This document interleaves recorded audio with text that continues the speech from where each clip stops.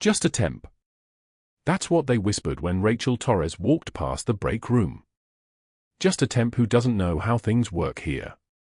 They didn't know she'd carried a folded flag through Kandahar after a firefight that left half her unit dead. They didn't know the flag was hidden behind her spare scrubs in locker 247, or that she checked it every morning like a soldier checking ammunition. They didn't know that in 14 hours, a Marine general would arrive on her wing with a tattoo across his arm that read Captain Torres, the name of a woman he couldn't remember saving his life. What happened next didn't just silence the room. It ended careers. The fluorescent lights hummed their mechanical song as Rachel Torres moved through the doors of St. Michael's Hospital at 6:11 a.m., her shift badge clipped to scrubs that were still damp from pre-dawn rain. Savannah's humidity already clung to her shoulders. She had worked this cardiac wing for 287 days, not that anyone counted, and she'd learned to move through the hallways like a ghost. Present. Essential. Invisible. The smell of antiseptic and stale coffee hit her like it always did, cutting through the reality of the day ahead. She pushed into the locker room where 3 other nurses were already changing, their voices bright and pitched toward each other in a frequency that did not include her. "Did you see that new cardiologist?" Someone. Rachel never caught the names anymore. They blurred together like watercolor. Tall. Expensive watch. Rachel opened locker 247 and faced what she checked every morning. The flag sat behind her spare scrubs, folded into the precise triangle that soldiers fold when their friends don't come home. The edges were worn soft from handling, the fabric stained with dust from a place called Sanjin Valley in Helmand Province. Her hands trembled slightly, not from fear, but from the specific kind of muscle memory that came from a time before scrubs, when her hands had held different weight.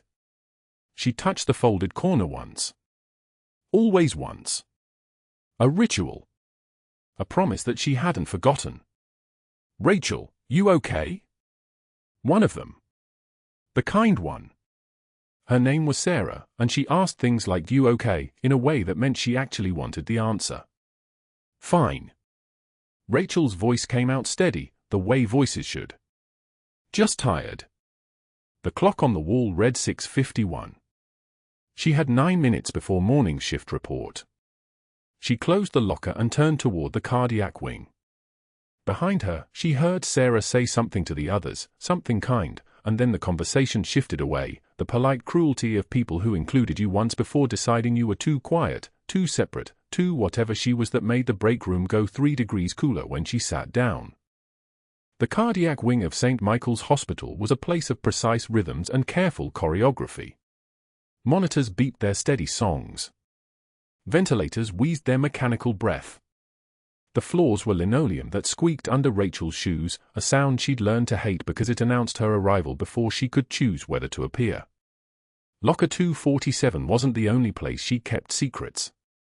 Her hands kept them too. Steady hands. Hands that had held a man's femoral artery closed while bullets came through windows in a place most people couldn't find on a map. Hands that had moved on their own when her brain shut down and muscle memory took over. She arrived at the cardiac wing nursing station at 6:59 and began pulling charts for her 7 assigned patients. Room for 02, Mr. Chen, post-op day 3, recovering from bypass. Room for 05, Mrs. Hale, admitted yesterday with chest pain that turned out to be anxiety. Room for 07, Mr. Davison, 71, arrhythmia management. Room for 10, empty. Room for 12, empty. The shift was light. Good. Fewer eyes. Fewer chances for the kind of noticing that turned into gossip that turned into forms that got posted on the unit board. The intercom crackled at 7:04 a.m. Incoming. Room for 08. Male, age 58, admitted from Walter Reed Army Medical Center. Cardiac clearance required. ETA 8 minutes. Rachel's hand stilled on the pen. Room for 08 was a private room. Monitored room. The kind they prepared for patients who needed watching. She didn't need to ask why. She'd already received the secure message at 2:33 a.m. on the encrypted phone she kept in her car, the one with no contact names and only 3 numbers ever programmed. Her handler had been brief. Subject arriving this morning. Cover assignment active. Mission status, monitor security during recovery window. Assassination attempt in Germany suggests ongoing threat. You are nearest asset. Proceed with normal protocol. Do not deviate. Captain Rachel Torres, United States Marine Corps, Intelligence Division, embedded 9 months ago as a temporary registered nurse, had spent the last 73 days watching a patient she'd never met recover from wounds she couldn't discuss with anyone. Now her patient was arriving, and she had exactly 8 minutes to become invisible again. Room for 08 needed preparation. For stand checked. Bed linens clean. Monitors ready. Telemetry pad stocked. Rachel moved through the room with the kind of precise efficiency that had nothing to do with nursing school and everything to do with muscle memory. Every item in its place. Every backup in position. No surprises. No vulnerabilities. She'd learned this in Kandahar, that the smallest oversight could create the largest opening, and the smallest opening was how people died. The hospital bed was a different kind of battlefield, but the rules were the same. Know your terrain. Control your exits. Keep your hand steady when the pressure comes. At 7:09 a.m., the doors at the end of the hall opened and an orderly pushed a stretcher forward. Behind it, 2 people in civilian clothes moved with a specific posture of security detail. Rachel saw them before anyone else. They moved like operators. Like people who'd been trained to assess threats in 17-degree increments and react in milliseconds. They scanned the hallway the way soldiers scan a valley. One of them caught Rachel's eye for half a second, and she saw his pupils dilate slightly, the micro-expression of someone recognizing a frequency they understood. A fellow traveler. A person who spoke the language of vigilance. The patient on the stretcher was conscious. Male. Early 50s. Recovering well from major trauma, according to the file that had been uploaded to her secure partition at 2:35 a.m. His chart said vehicular accident, Germany, complications with arrhythmia, referred for cardiac monitoring and stabilization. His chart was beautiful fiction.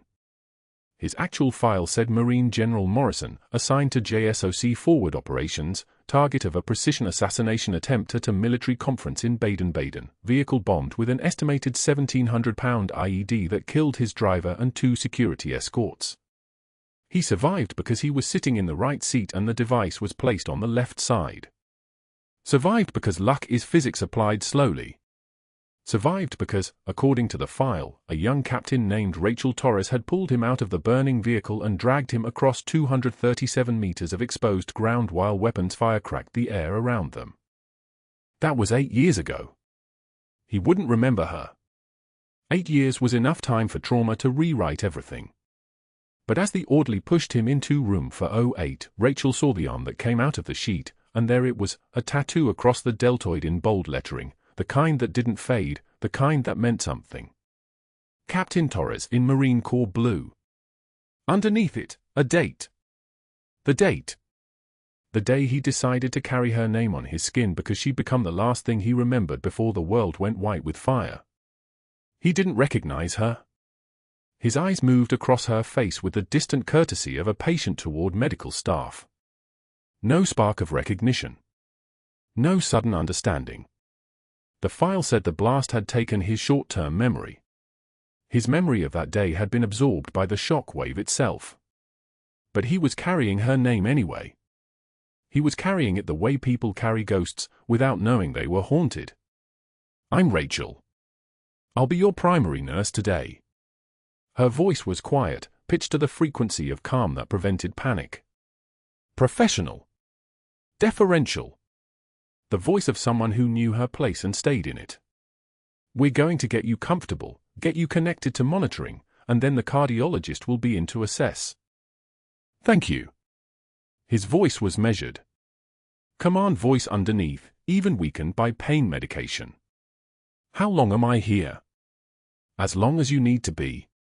Rachel began the systematic work of patient admission. Vitals. For check. Telemetry pads placed across his chest, the adhesive cold against his skin. Monitor leads connected. Oxygen saturation reading 94%. Heart rate stable at 72. Blood pressure good. Everything normal. Everything controlled. Everything the way things should be when the person wearing the tattoo with your name on it was lying unconscious in your hands while the world outside the compound burned. "You're very efficient," he said after a moment, watching her hands move. "Experience." Rachel applied the final lead and stepped back. 7 years in cardiac care. That was almost true. Close enough to true that it existed in the permeable space between fiction and reality. She had 7 years of ICU deployment time in places where cardiac care looked different, where you used tourniquets instead of 4 lines, where the monitors were heartbeats you could hear when you pressed your ear to a chest in the dark. But the lie was gentle. Necessary. The kind of lie that kept both of them safe.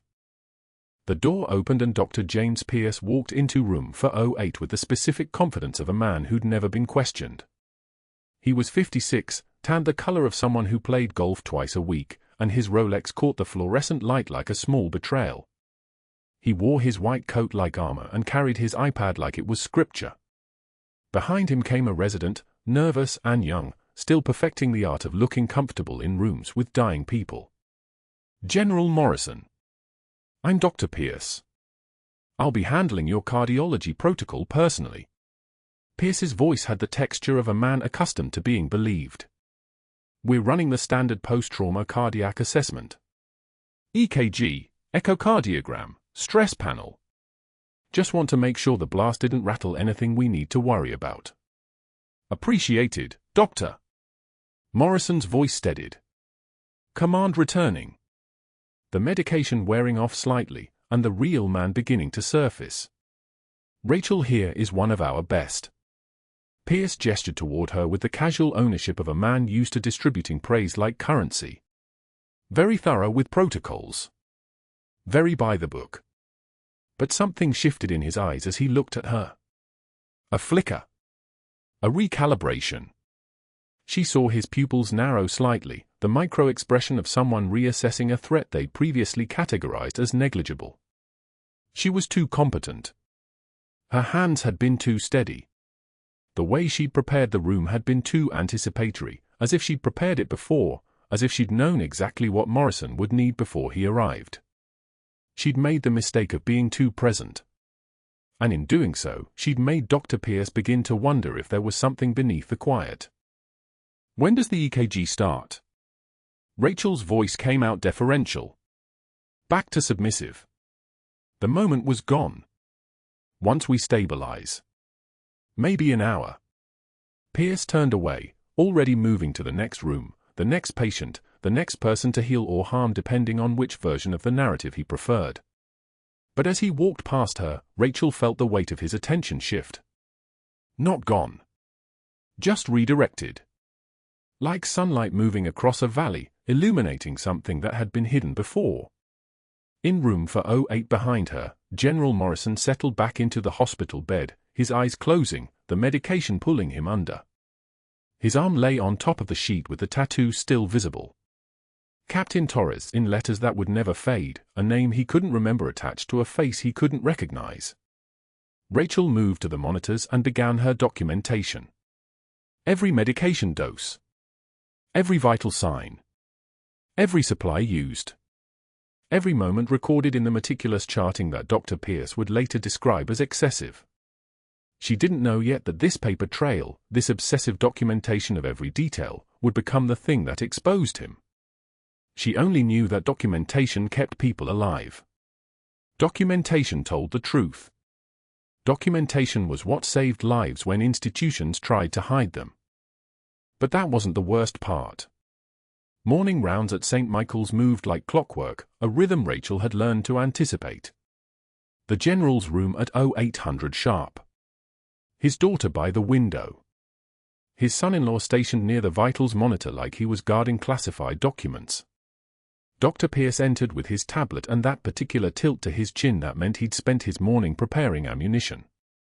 Rachel stood at the foot of the bed, her own clipboard holding 17 separate documentation entries from the last 6 hours. Temperature at 0200. Blood pressure at 0330. O2 saturation at 0515. Respiratory rate at 0630. Each one logged because each one mattered.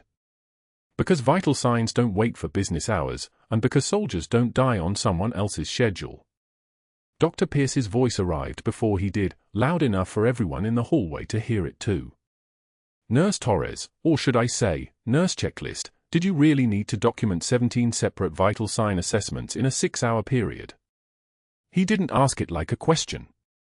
He asked it like an accusation. His finger scrolled her chart with theatrical disgust. This is precisely the kind of excessive documentation that bogs down our system. Paranoia masquerading as diligence. The general's daughter glanced over at Rachel with the expression people reserve for things they pity. I apologize, Dr. Pierce continued, addressing the family now, including them in his performance, for our overzealous temporary staff. She doesn't quite understand how we do things at St. Michael's. Protocol here means efficiency, not, he paused, finding the word like a man selecting the perfect blade, obsession. Rachel's hand stayed flat against her thighs. One breath in. Count the tiles on the floor. The general was watching her face. She could feel it like a pressure change in the room. His left arm lay across the blanket, the tattoo visible in the morning light, Captain Torres in military stencil font, a memory his brain had erased but his body refused to forget. One tear escaped down her left cheek. She didn't blink. She didn't turn away. She wiped it with the back of her hand while holding Dr. Pierce's gaze with the kind of steady composure that comes from having already survived the worst the world can offer. I document what I see, Doctor, that's the job. Dr. Pierce's jaw tightened like a fist closing. The silence lasted exactly 3 seconds. The job is what I tell you it is, clipboard. He walked out of the room. The family exchanged uncomfortable glances. The general stared at Rachel's face like he was trying to remember something just outside his reach. That afternoon, Rachel pushed open the door to the break room with her lunch, turkey sandwich, apple, black coffee, and the conversation stopped like someone had cut the power. For nurses suddenly remembered they needed to be somewhere else. The occupational therapist grabbed her mug. The respiratory therapist's phone buzzed urgently. Within 40 seconds, Rachel sat alone at a table designed for 8, eating a sandwich that tasted like dust and silence. In the hallway just beyond the doorway, voices resumed. Deliberately audible. Pierce says she's gunning for his position, thinks she knows better than an MD, probably why she can't hold a permanent position anywhere, temp assignments only, you know what that means. Followed by knowing laughter. Followed by more silence. Rachel's hands didn't shake. Her breathing stayed even. She finished the sandwich anyway, every bite an act of refusal. The next morning, she found it. The unit bulletin board outside the nursing station displayed a formal write-up on official letterhead, printed and laminated and posted where every staff member, every visitor, every patient's family member would see it, incident report, inappropriate medication handling practices. Citation, failure to follow chain of command. Date, yesterday. Signature, Dr. Marcus Pierce, attending physician. Recommended action, disciplinary review and termination probationary period. The medication handling violation described never happened. Rachel had documented every medication she'd administered. Every dose. Every time stamp. Every reason. The accusation was forensically false, but it was official. It was visible. It was permanent until it wasn't. Rachel's hands didn't tremble when she read it. She didn't feel the urge to defend herself or to cry or to run to administration with explanations. Instead, she felt the sensation of a perimeter being established. This was how it worked. First the public humiliation. Then the isolation. Then the fabricated record. Each step designed to erode credibility, to establish a pattern, to make her termination look inevitable and justified. She removed the notice from the board. It was still damp from the printer, the ink not fully set, and folded it once. Then again. Then she walked to her locker and placed it next to the folded flag from her fallen teammate, the one she'd carried through Kandahar after the firefight that left half her unit dead. 2 pieces of paper. 2 pieces of evidence. Both of them telling the same story in different languages. That evening in the parking garage, Dr. Pierce found her by her car. The fluorescent lights overhead buzzed their tired electric song. His presence made the air feel heavy, the way a storm changes pressure before it breaks. "You're a liability, clipboard," he said, moving closer until she could smell his cologne, something expensive and aggressive, like a weapon disguised as civility. Smart nurses know when to stop asking questions about supply orders. Rachel said nothing. Silence was a choice too. Silence was information. And her silence felt like a countdown, to something, for something, against something. Dr. Pierce waited for her to respond, to defend herself, to break. When she didn't, his jaw tightened and he turned away, walking back toward the hospital entrance, his footsteps echoing off the concrete like they belonged to something larger than a single man. Rachel unlocked her car. She sat in the driver's seat. She pulled out her phone and dialed the number that would connect her to her mission handler, a blocked line, always, routed through channels that didn't officially exist. The phone rang once. Twice. On the third ring, a voice that sounded like it had never smiled answered, "Go." "It's Torres," Rachel said. "We have a problem." Her phone buzzed at 0600 hours. Blocked number. Rachel didn't move from the parking lot, still in yesterday's scrubs, the engine running, heat pouring through the vents of her Honda Civic like a confession. "Torres." Her voice was flat. Military. The mask she wore at St. Michael's was already off. The voice on the other end was male, filtered through encryption that made him sound like he was speaking through water. "Captain, this is Handler Mercer, JSOC liaison. We have a development." Rachel's jaw tightened. Mercer only called when the timeline was collapsing. 3 patients on your wing, Mercer continued. Cardiac cases, all admitted within the last 8 months. All billed for orthopedic hardware, spinal fusion implants, titanium plates that were never delivered. Phantom supplies? Invoiced at $47,000 per patient. Rachel's hands gripped the steering wheel. $141,000. That wasn't incompetence. That was architecture. "Your attending has a connection," Mercer said. Dr. Robert Pierce, 15-year history with Meridian Medical Supply. Shell company registered to a Delaware LLC. "We found wire transfers, Captain. $50,000 into a personal account. Second payment pending." "The General." Rachel's voice dropped an octave. "Not on his chart. The old man's insurance is military tricare. Harder to manipulate. But the message is clear, Pierce is testing the system. If this works with 3 civvies, the General's case becomes part of the pattern. When the audit comes, you're the nurse who documented everything." Rachel understood immediately. Pierce wasn't just humiliating her because she threatened his ego. He was erasing her credibility before she became a witness. One destroyed nurse's testimony meant one less data point. One less trail leading back to him. "What's my timeline?" Rachel asked.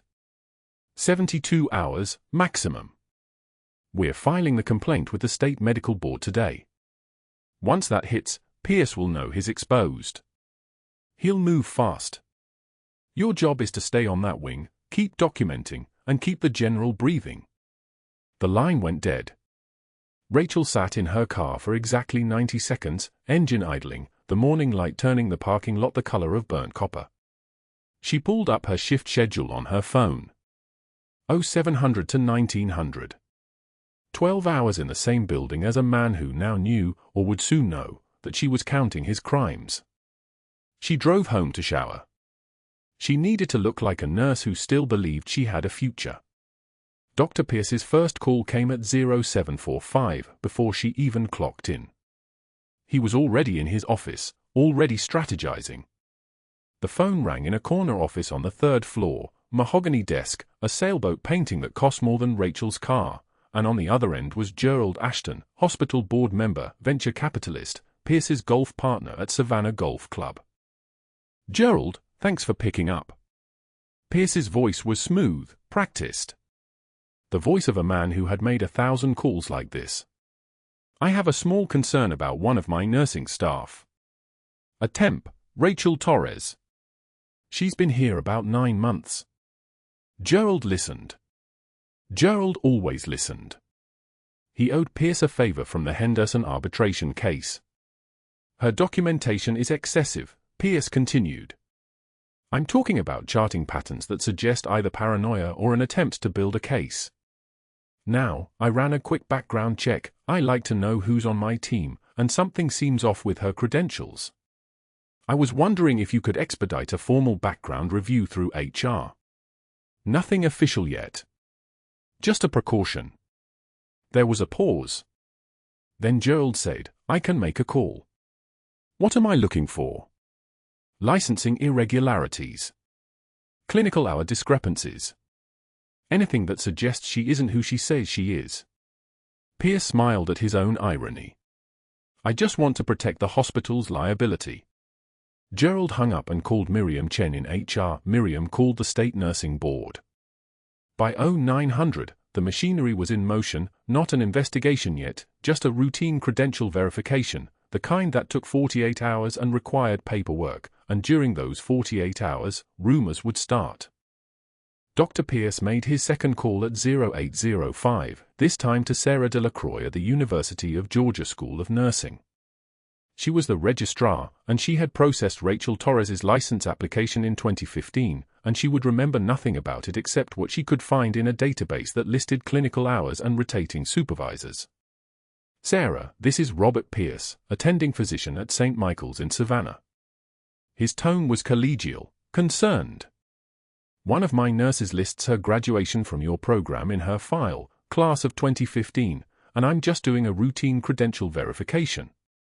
Rachel Torres. Could you verify her clinical hours and confirm her instructors?" Sarah pulled up the file. "Let me see. Torres, Rachel, and graduated May 2015, RN with honors. She completed 1,152 hours of clinical rotation across all departments. Pediatrics, ICU, emergency medicine. She was assigned to 5 different preceptors. And they all signed off." Pierce pressed. "Yes, all preceptors documented satisfactory performance. She was actually marked as exemplary in 2 rotations. Why? Is there a problem?" No. Routine. Thank you, Sarah." He hung up. The credentials were real. Of course they were. But he had planted the seed. Now there would be a file open. Now there was a paper trail showing that someone was asking questions. By 1100 hours, before Rachel even made it to the general's room, Dr. Pierce was walking through the hospital corridor with a man in a charcoal suit who carried a leather briefcase. The man's name was David Kellerman, outside investigator from the State Nursing Board, and he had been asked, very politely, very officially, to look into some documentation irregularities that had been flagged by Dr. Pierce. The briefcase contained photocopies of Rachel's charting from the past 3 weeks. 17 pages of her careful documentation, each note meticulously detailed, each entry timestamped. The kind of charting that would save a life in court or destroy a hospital in an audit. The kind of charting that was completely normal and completely damning when you were trying to bury a fraud scheme. Pierce walked Kellerman past the nurse's station at 11:05. He made sure Rachel saw them. He made sure she saw the briefcase. He made sure she heard him say, just loud enough, concerning charting behaviors, potentially indicative of a fixation on procedural documentation that goes beyond normal standards. The other nurses looked away when Rachel's eyes met theirs. Suddenly everyone was very busy. Suddenly no one had time for a temp who was being investigated. Rachel continued charting her morning vital signs. O2 sat 98%. Heart rate 62. Blood pressure 118/76. The general signs were steady. She wrote it down anyway, knowing that somewhere in this hospital, her handwriting was now evidence. At 11:45, her shift reassignment came through. The charge nurse, Patricia Huang, who had sat with her in the break room yesterday, handed her the new schedule with the kind of smile that was actually an apology. "You're on evening shift starting today," Patricia said quietly. "Dr. Pierce's request. You'll be on surgical floors, not cardiology." Rachel took the paper without reading it. She already understood. Pierce had just removed her from the general's immediate care. She could no longer be his advocate. She could no longer document his treatment. She could no longer be his lifeline. "I understand," Rachel said. Patricia's fingers tightened on the edge of the desk. "I'm sorry. I don't know what's happening, but I know you're not." "It's fine," Rachel interrupted. Her voice was ice water. "Thank you for letting me know." She walked away before Patricia could apologize again. At 1,400 hours, Dr. Pierce implemented his most dangerous move. He appeared on the cardiac wing during the transition between shifts and told the charge nurse that the backup crash cart, the secondary defibrillator and resuscitation equipment stationed permanently on that floor, was redundant. St. Michael's had implemented new efficiency protocols, he said. The main crash cart was 12 feet away, across the nurse's station. That was sufficient.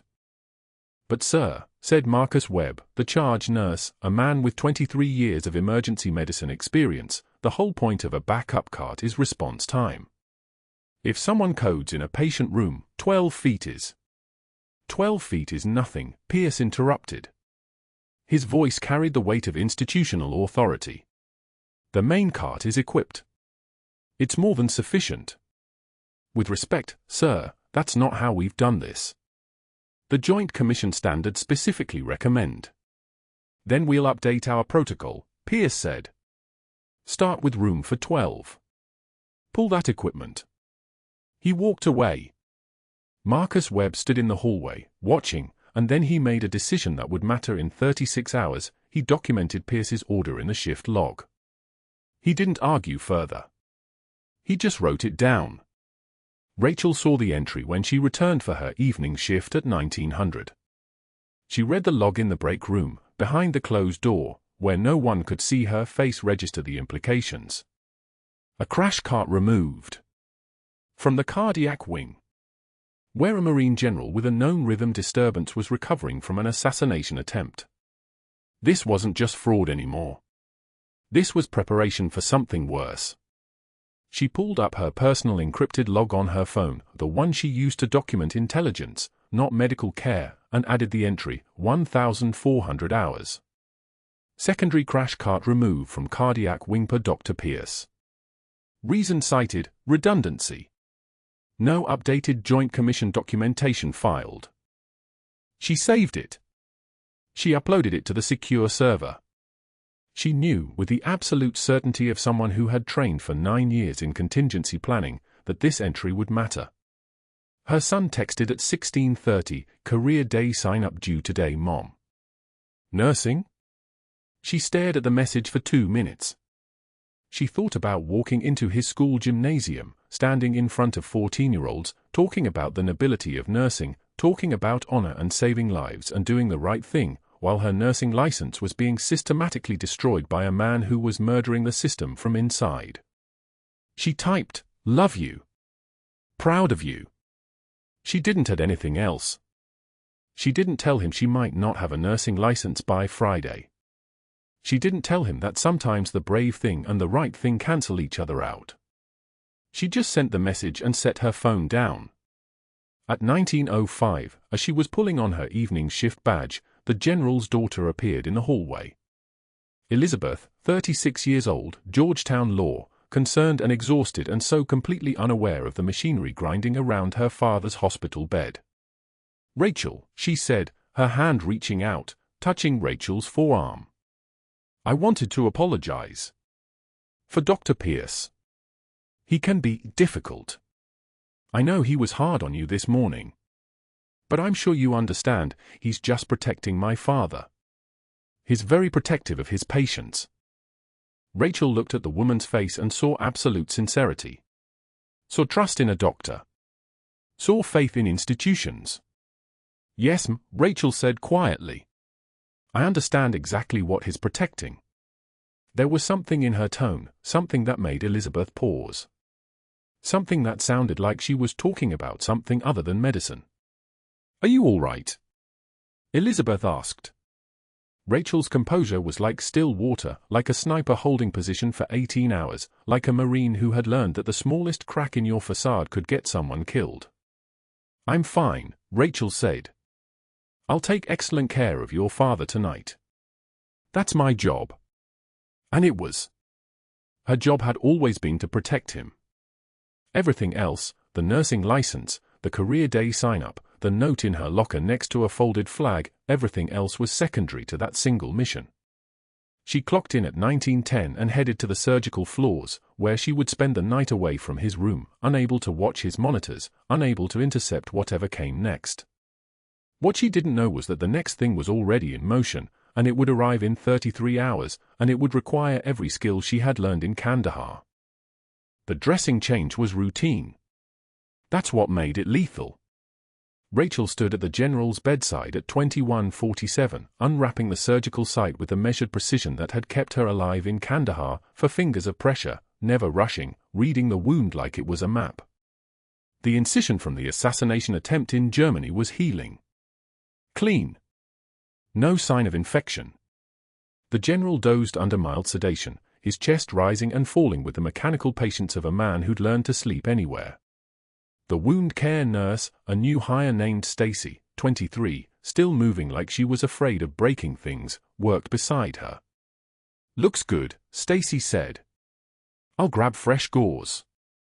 Rachel nodded. The fluorescent light above them cast everything in surgical white. She was thinking about the mission log encrypted in her phone, locked in her locker 3 floors down. Thinking about how Dr. Pierce's network moved like a current under the hospital, invisible until something got swept away. She wasn't thinking about heart stopping.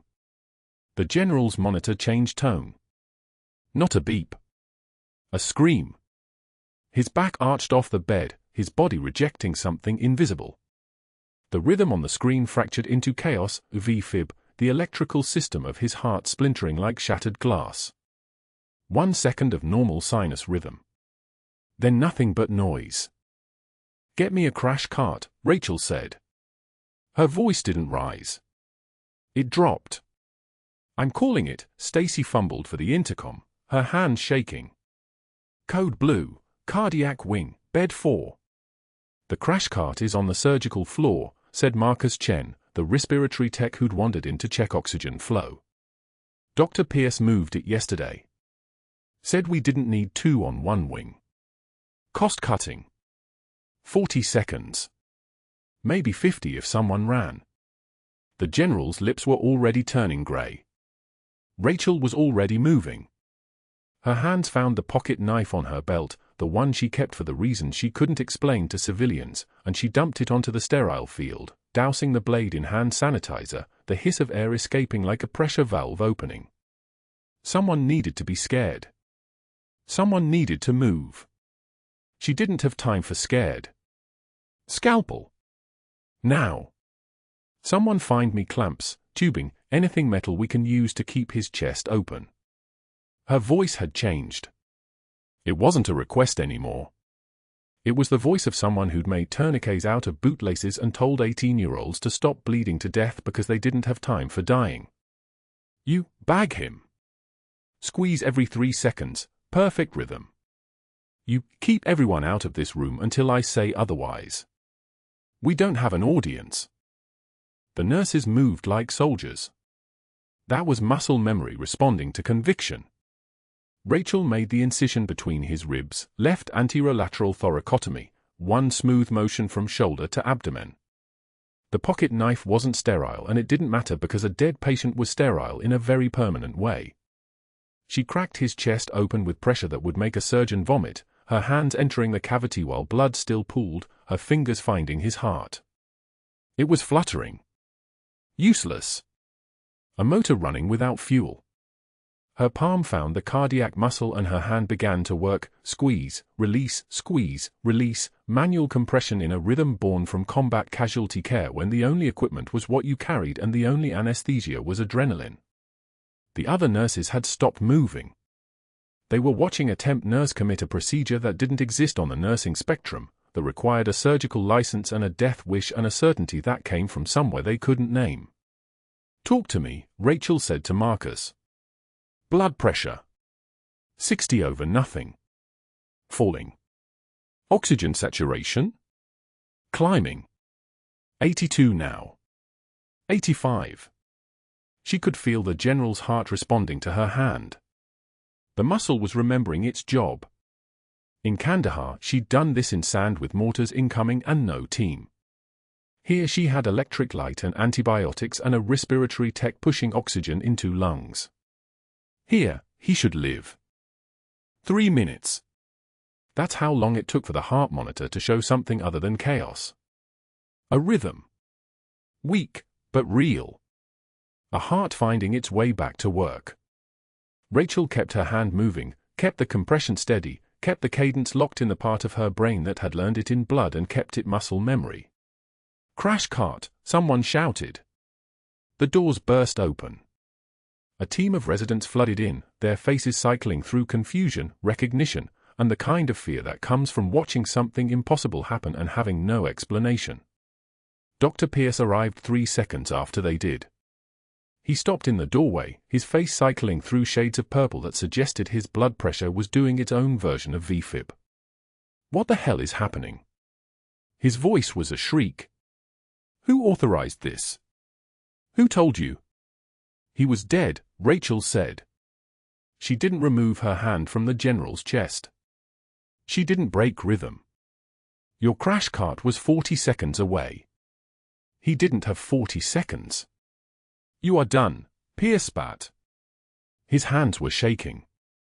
Not with concern for the patient. With rage. "Security. Get her out of my hospital.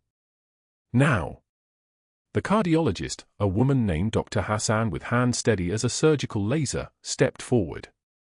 "Dr. Pierce, with respect, she just performed a field thoracotomy and restored cardiac output. We have a rhythm. We have perfusion. The patient is alive because she—" "I don't care if she walked on water," Pierce cut her off. His eyes locked on Rachel like a predator recognizing a threat. She violated scope of practice. She performed an unauthorized surgical procedure. She assaulted a patient with a knife. "Security. Now." The general's daughter appeared in the doorway, her face going white. Behind her, a Marine colonel Rachel didn't recognize. The general, still sedated, still lying open with Rachel's hand maintaining his heartbeat, was unaware that his world had just divided into before and after. Rachel kept her hand moving. Squeeze. Release. Squeeze. Release. "Get a surgical team," Dr. Hassan said quietly. "We need to close his chest properly. Get that crash cart ready for transport." The hand that had held lives together in Kandahar held one more. For 60 more seconds, until the surgeons took over, until the monitors confirmed the rhythm was holding, until Rachel stepped back and Dr. Pierce's security team appeared like a plague. 3 hours later, Rachel sat in the hospital administrative office. Across from her, Dr. Pierce, 2 board members she recognized from newsletters, and an outside investigator with briefcase full of flag documentation. The fluorescent lights hummed their mechanical song. The smell of coffee and document paper. "The decision is unanimous," the investigator said. He didn't look at her when he spoke. "Gross violation of scope of practice. Unauthorized surgical procedure. Reckless endangerment. Your termination is effective immediately. Security will escort you to retrieve your personal effects from your locker." Rachel didn't nod. She didn't protest. Her handler couldn't intervene, this exposure would burn the entire mission. The general was stable, sedated, unaware of who had saved him. And she was out. Escorted by 2 security officers at 0200, still in scrubs, still smelling like blood and hand sanitizer, Rachel retrieved her locker contents into a cardboard box. Her shift badge. Her notebook. Her pocket knife, cleaned now, sitting at the bottom. And the folded flag from a teammate who died in Kandahar 7 years ago. She held it for a moment, her composure intact, her hand steady. Then she placed it on top of everything else and walked out of St. Michael's Hospital at 0217. She had saved the general's life. She had failed her mission. She had left him again. The conference room at St. Michael's Hospital filled with people at 0600 on a Tuesday morning. Board members filed in pale and grim.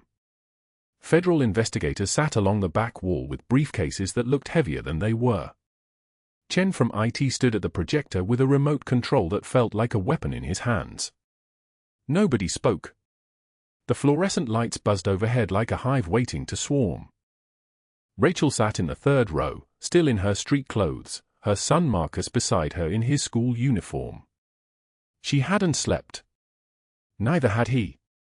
At 2:24 a.m., when the call came from Colonel Vance, she'd woken Marcus and said 3 words, "Pack your bag." He hadn't asked why. The boots in her locker had answered everything. The hospital chairman tapped his gavel, one sound, like a sniper's shot. Dr. Pierce is not present. He's been notified that he's suspended pending investigation. We're moving forward. Chen hit the button on the remote. The main screen blinked to life. Security footage. Medication room. 0317 hours. 3 nights ago. Dr. Pierce entered alone. His movements were practiced, economical, the movements of a man who'd done this before. 23 times before, according to Chen's records.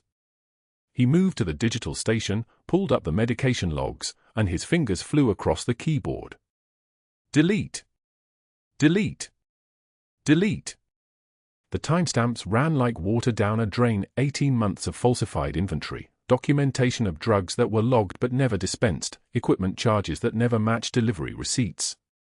The board chairman leaned forward. Someone gasped. One board member, Gerald Ashton, the one Pierce had called at 2:41 a.m. the day he fired Rachel, suddenly found his shoes very interesting. But that wasn't the worst part, Chen said quietly. He pulled up a second file. Hospital backup server? Automatic protocol. Everything Dr. Pierce deleted also exists here. The deleted files reappeared like ghosts. Chen's fingers moved with surgical precision. He layered the images, Dr. Pierce's medication logs versus Rachel's. Side by side. Green for matching documentation. Red for every single discrepancy. The red glowed like a wound that wouldn't close. Captain Torres documented medication administration on 47 separate occasions, Chen said, his voice carrying the weight of someone who'd worked IT long enough to understand what evidence looked like. Detailed. Timestamped. Cross-referenced with pharmacy records. All 47 matched the hospital system exactly. Dr. Pierce called this paranoid documentation. The board called her excessive and filed a complaint. Chen pulled up the write-up Rachel had found on the unit board. Someone's face went dark with recognition. We found the draft in his email at 0241 hours, 14 minutes before he tried to delete the evidence. The federal investigator stood. His name was Agent Torres, no relation, though he'd mentioned he'd worked with Marine counterintelligence in 2019. He walked to the screen and pointed, Sentinel Medical Supply. Invoiced to this hospital 34 times over 18 months. Equipment charges totaling $847,000. Inventory audit shows 0% receipt of claimed shipments. Dr. Pierce has a business checking account opened 6 weeks after his first invoice, with deposits totaling $312,000 in 18 months, all from Sentinel Medical Supply. One of the board members threw up in a nearby trash can. Nobody looked. Nobody moved. The supply company is cooperating with the investigation, Agent Torres continued. The owner has already signed immunity for witness cooperation. Dr. Pierce's arrangement included automatic deposits for every invoice submitted, regardless of whether materials were delivered. The company inflated prices. Dr. Pierce signed off on inflated quantities. They split the overcharge. Standard kickback scheme, executed with the precision of a military operation. He paused, his eyes finding Rachel in the crowd. Except Dr. Pierce wasn't precise. He was sloppy. And he was being watched by someone who understood military logistics. The door opened. Dr. Pierce entered with hospital security, not escorted yet, but close. His face was the color of wet concrete. He dressed quickly. His tie was knotted wrong. His eyes swept the room and locked on the screen showing his 0317-hour deletion attempt. The silence lasted exactly 3 seconds. Then his voice came out sharp and desperate, "This is entrapment. I'm being framed. She assaulted a patient. She performed an authorized surgery on a man in her care. You're going to believe a temporary nurse over a board-certified physician? You're going to let her walk because she has some bullshit military background." Colonel Vance stood. He was in dress blues, a Marine officer who'd flown in from Norfolk the moment his encrypted phone rang. His presence changed the room's oxygen. He was a man who'd led soldiers in Helmand Province and lived to talk about it. He moved toward Dr. Pierce the way apex predators approach prey that doesn't understand it's already dead. "Captain Torres performed a field thoracotomy under combat medicine protocols," Colonel Vance said. His voice was steady as a heartbeat. "She used a sterilized combat knife to access the pericardial sac and manually restore cardiac output to a patient in traumatic cardiac arrest when you removed the crash cart from her wing as a cost-cutting measure.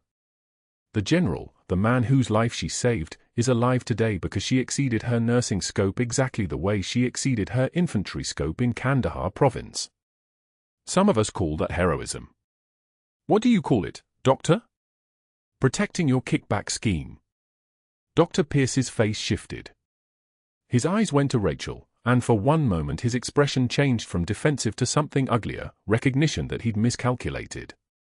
That the person he'd tried to destroy with public humiliation and falsified paperwork wasn't a temporary nurse with delusions. She was something he'd tried to break and couldn't. The Marine general spoke from his wheelchair. His voice was still weak from his near-death 4 days ago, but his words carried the weight of someone who'd commanded men in Kandahar province. "She carried me 4 kilometers. I weighed 210 pounds. She weighed 140. She did it because I was her Marine, and she doesn't leave Marines behind." He paused, and his eyes moved to the tattoo on his arm, the letters Captain Torres that his memory had just returned to him, 7 years after the fight. "I've carried her name on my skin for 7 years. I couldn't remember why. Now I do." His daughter was crying. Not small tears. The kind of crying that comes from understanding something your parent has been protecting you from, something that explains why he wakes at 3 a.m. and stands in the rain. Agent Torres placed Dr. Pierce's medical license in an evidence bag. The plastic sealed with a sound like finality. Federal agents moved forward with handcuffs that clicked together with surgical precision. Dr. Pierce was escorted out through the same lobby where he'd called Rachel's just a nurse and mocked her for the excessive documentation. The nurses he passed wouldn't meet his eyes. They already knew. Hospital networks moved faster than federal investigations. By sunrise, everyone at St. Michael's knew that Dr. Pierce had been embezzling from veteran patients and that the woman he'd fired was the one who'd exposed him. Rachel stood in the hallway outside the conference room, her son Marcus beside her. He was still wearing his school uniform. He was still trying to understand why his mother had spent 9 months as a temporary nurse instead of working in the emergency department where her resume said she was qualified. He was still learning to see the woman who'd carried him as a baby in one arm while holding a weapon in the other. Marcus whispered, "Mom, why didn't you tell me?" Rachel folded him into her arms, her hand resting on the back of his head the same way she'd protected him his whole life. "Because some wars don't end, baby. And some of us keep fighting them in different uniforms." 6 months later. The Marine Corps parade ground at Camp Lejeune gleamed in morning sun like polished brass. Rachel stood in dress blues for the first time in 3 years, her son Marcus beside her in his JROTC uniform, both of them watching as the general, promoted now, full recovery complete, crossed the parade field to the sound of a brass band playing the Marines hymn. The investigation had concluded in 4 weeks. Dr. Pierce's medical license had been revoked permanently. Federal charges carried sentences up to 15 years. He'd accepted a plea deal that gave him prison time suspended on the condition of full restitution and permanent career termination. The only job he could secure was driving a medical supply van for a small company outside Savannah. $18 per hour. The same equipment he'd once inflated invoices for, the same inventory he'd claimed to hospitals he was stealing from, now stacked in boxes in the back of a white Ford Transit. His hands loading those boxes at 0800 hours on the morning of the general's promotion ceremony, Rachel saw him in the parking lot before she went into the auditorium, and their eyes met across 50 yards. She didn't smile. She didn't gloat. She simply held his gaze until he looked away, and that was enough. That was everything. The general reached her, and he saluted first, a reversal of protocol that meant respect instead of rank. Captain Torres. I've carried your name for 7 years. Today I finally get to thank the woman who gave me 7 more. Rachel returned the salute, her movements the same as they'd been in Kandahar, precise, economical, lethal in their grace. Then she handed him something wrapped in cloth the color of blood. The folded flag from her locker. The flag that had belonged to Corporal Danny Reeves, the Marine she couldn't save the day she saved the general. Sir, this belonged to my teammate. He died so you could live. I've been carrying it for both of you. The general received the flag with both hands, the way Marines receive the honor of their fallen. His eyes glistened. His daughter held his shoulder. The ceremony began, the band played, and somewhere in Savannah, a hospital ran a little cleaner because one nurse refused to stop documenting what she saw. Colonel Vance found Rachel afterward, as she stood with Marcus watching the general's promotion ceremony complete. There's another mission, he said quietly. Another hospital. Another threat to monitor. If you want it. Rachel looked at her son, really looked at him, as he stood in his JROTC uniform, understanding finally that his mother was a Marine first and everything else second. She looked at the flag the general had taken with him into the auditorium. She looked at the parade ground full of Marines who understood that service doesn't end when the uniform comes off. She smiled. The first real smile in 6 months. Sir, the ones who have seen the worst often give the most. I'm not done giving yet. If you made it this far, you know what it means to see past the uniform. Subscribe to see more stories about the people protecting us in plain sight. Like this video if you've ever been underestimated by someone who didn't know your strength. Comment, what would you have done if you were Rachel? And tell me, have you ever discovered that someone you wrote off was secretly a hero?